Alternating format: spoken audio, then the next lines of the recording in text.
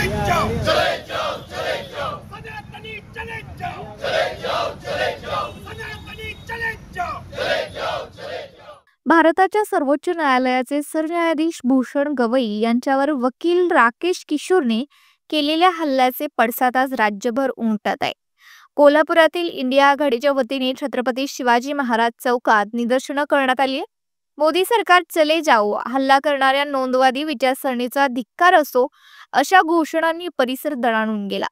कोल्हापुरात circuit bench स्थापन करण्यासाठी पुढाकार घेणाऱ्या सरन्यायाधीश भूषण गवई यांच्या मागे संपूर्ण देश खंबीरपणे उभा आहे। छत्रपती शिवराय फुले शाहू आंबेडकरांच्या विचार दडपण्याचा प्रकार सहन केला जाणार नाही असा इशारा शिवसेना उबाटा गटाचे सहसंपर्क प्रमुख विजय देवणी यांनी दिला।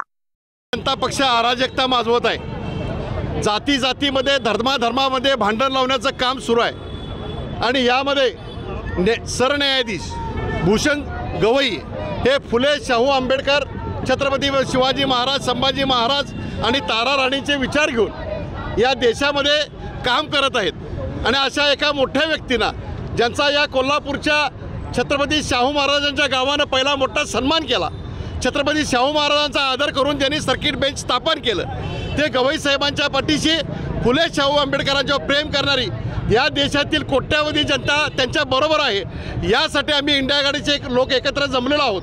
पण एवढं की नरेंद्र मोदी यांनी त्यांना फोन केला पण नाही आहे, दोन्ही कामं करणारे तुम्हीच आहात, एक प्रकारे विडंबन करणारी संस्था ही तुमचीच आहे आणि त्याच्यावर मलमपट्टी लावणारे पण तुम्हीच आहात। हा सगळा व्यवहार बंद करा।